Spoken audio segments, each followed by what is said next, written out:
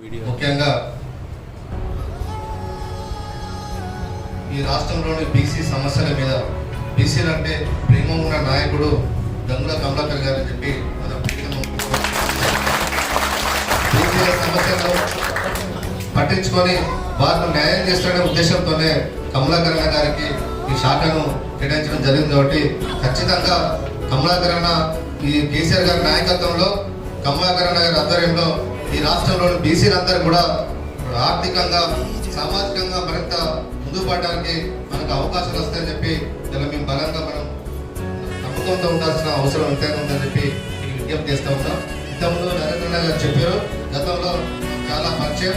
ఎందుకంటే ఈ రాష్ట్రంలో సంచార జాతుల సమస్యల మీద అనేక సమస్యల మీద ఎన్నోసార్లు ప్రభుత్వానికి రిప్రజెంట్ చేసిన నాయకుడు నరేంద్ర గారు వారు చెప్పారు, చెప్పారు.